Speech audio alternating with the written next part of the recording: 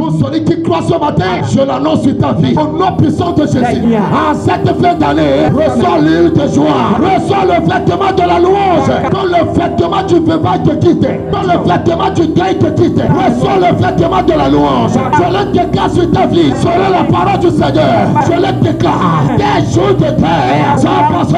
Des jours de deuil sont passés.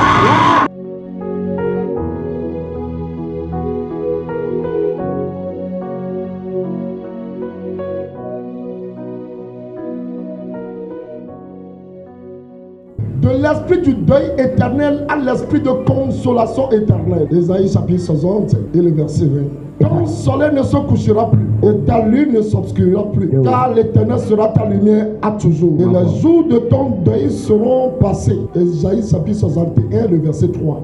Pour accorder aux affligés de Sion, pour leur donner un diadème au lieu de la cendre, une huile de joie au lieu du deuil, un vêtement de louange au lieu d'un esprit abattu, afin qu'on les appelle des térimètres de la justice, une plantation de l'Éternel pour servir à sa gloire. Et sur ceux qui étaient assis dans la région et l'ombre de la mort, la lumière s'est levée. Le message qui vient est un message d'alliance en même temps. De l'esprit de deuil éternel à l'esprit de consolation éternelle. Quand j'ai étudié l'histoire de notre Seigneur Jésus-Christ, j'ai vu qu'il a eu à assister à des événements quand il était sur la terre. Il a été dans un mariage. Des gens l'ont invité pour venir guérir leurs filles, leurs enfants. Il a été dans cette maison-là. Des gens l'ont invité pour venir dîner. Il a été. Mais jamais, je ne l'ai jamais vu au funérailles. Jésus n'a jamais été au funérailles dans la Bible. La Bible dit, des gens l'ont invité pour venir guérir leur fille. Une femme de perte de sang pendant 12 ans était venue toucher Jésus. Et cet événement a retardé Jésus. Donc il n'est pas allé comme prévu dans la maison pour guérir l'enfant. Le temps qu'il règle le cas de la femme de perte de temps, de perte de sang de 12 ans, l'enfant était déjà mort. Mais quand Jésus est allé, puisqu'il est invité là-bas, il n'est pas allé pour le deuil, il a ressuscité l'enfant. Jamais il n'a jamais été s'asseoir dans les funérailles. Même si tu le vois là-bas, ce n'est pas pour le deuil, c'est pour la consolation. Il doit consoler, il doit ressusciter. Ce matin, ton deuil est annulé. Je dis ton deuil est annulé. Reçois la consolation éternelle. Reçois l'esprit de la consolation éternelle. Bien aimé, il y a une chose que vous ne devez pas oublier. Parmi les humains, il y a le deuil. Et le deuil là vient d'où? Qu'est-ce qu'on appelle d'abord le deuil? Le deuil, c'est une affliction due au décès d'une personne. Quand on perd une personne, on est en deuil. Pourquoi on a perdu une personne? Le deuil, c'est une peine, une douleur due à cause de la mort. Mais la consolation, c'est le soulagement qu'on donne à ceux qui sont dans la douleur. Le soulagement ou la compensation, la joie qu'on apporte à ceux qui sont dans la douleur, c'est ça qu'on appelle la consolation. Avant que Jésus ne vienne sur la terre physiquement, il y avait le deuil sur la terre. D'où vient ce deuil-là? Le deuil était là parce que quelqu'un plongeait l'humanité en deuil. Ce n'était pas comme cela au commencement. C'est pour la joie éternelle que Dieu nous a créés.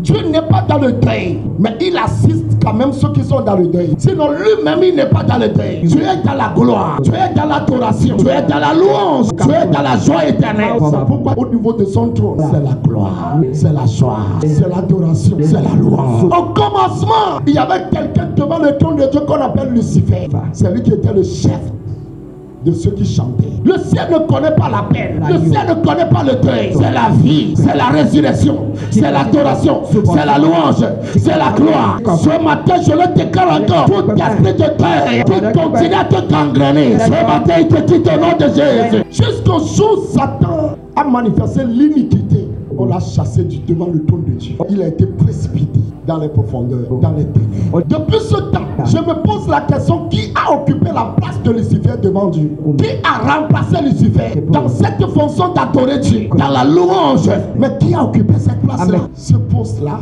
est devenu vacant.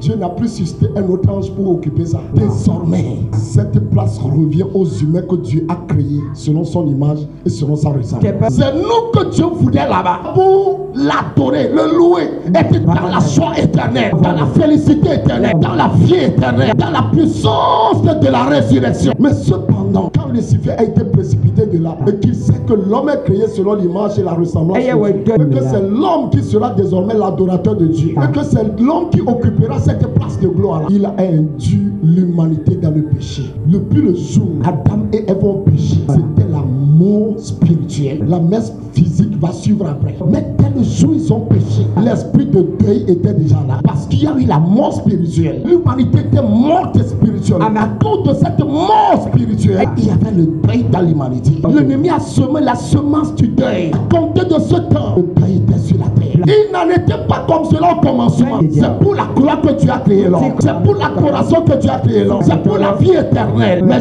jamais l'affliction. Mais dès que le péché était là, la mort spirituelle a suivi. La mort physique après. L'esprit de deuil. C'est comme ça les choses sont passées. Jusqu'au temps de Moïse. La Bible dit la mort a régné. Jusqu'au temps de Moïse. Mais à partir de ce temps, une fois qu'on a donné la loi, ceux qui avaient la capacité de se soumettre à la loi continuaient à vivre selon le peuple choisi de Dieu, Israël. Mais c'était difficile de se soumettre à la parole. La loi c'est compliqué. Jusqu'à ce que Jésus vienne avec la grâce, avec la vérité. Et quand il est venu, le but c'est de donner la consolation éternelle. Quelqu'un avec moi la consolation éternelle.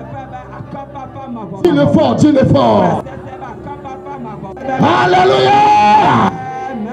La consolation éternelle. C'est pour ça que Jésus est venu. Afin que ceux qui croient en lui, afin que ceux qui l'acceptent, reçoivent la consolation éternelle. C'est pourquoi quand il est venu, on ne va pas s'asseoir dans les funérailles pour assister au deuil. Il n'est pas venu pour enterrer, mais il est venu pour ressusciter, pour communiquer la vie. Afin que ceux qui sont dans le deuil éternel et qui croient en lui reçoivent la résurrection et la vie et l'esprit de consolation. Il est vrai que pendant qu'il était sur la terre, il n'a pas ressuscité tout le monde. Mais tous ceux qui ont eu confiance en lui, tous ceux qui l'ont invité, tous ceux qui ont foi en lui, tous ceux qui l'ont appelé, il a ressuscité leur mort. L'esprit de Dieu va te quitter ce matin. Le deuil dans ta famille va te quitter ce matin. Le deuil dans ton corps va te quitter ce matin. Le deuil dans ton existence va te quitter ce matin. Dans le nom puissant de Jésus. C'est pourquoi la parole dit, sur ceux qui étaient assis dans la région et dans l'ombre de la mort, Jésus est apparu à eux afin de délivrer, afin de les consoler. Bien aimé, quand nous parlons de deuil, il ne s'agit pas forcément de voir quelqu'un décédé. Le deuil, c'est un esprit. Une des raisons principales pour laquelle tu as reçu Jésus, c'est pour que le deuil te quitte. Tu ne peux pas recevoir Jésus et continuer à collaborer avec l'esprit de deuil. Un jour, quelqu'un était venu auprès de Jésus. Il dit, Seigneur, je vais te suivre, mais permets-moi d'aller enterrer mon père. Jésus va lui dire, sois sur moi. Laisse les morts enterrer les morts.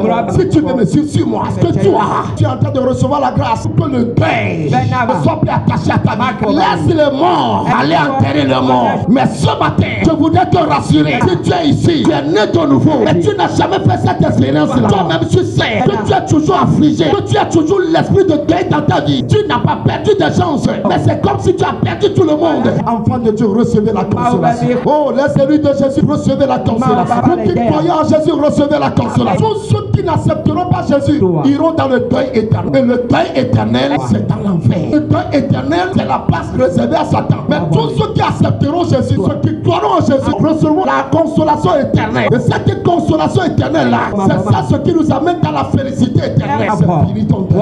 C'est fini ton deuil. C'est pourquoi ton Dieu dit, pour accorder aux affligés de Sion, pour leur donner un diadème au lieu de la cendre, une de joie au lieu du deuil, un vêtement de louange au lieu d'un esprit abattu, afin qu'on les appelle les térébelles de la justice, une plantation de l'éternel pour servir à sa gloire.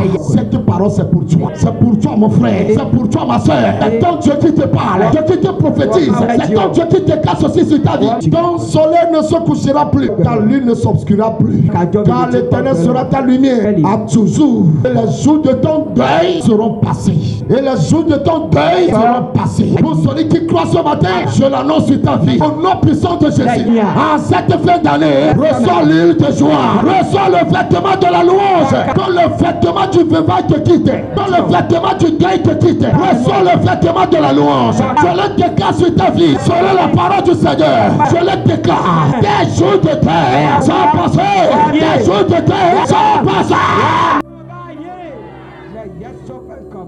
Comptez d'aujourd'hui, pour vous qui êtes revêtus de vêtements noirs, de vêtements de veuvage, de vêtements de deuil, Dieu vous change le vêtement ce matin. Vous qui êtes en deuil spirituellement, vous n'avez jamais expérimenté la joie. Ce matin, quand Dieu te dit qu'il te revêt du vêtement de louange, reçois ce vêtement, reçois le vêtement de la joie.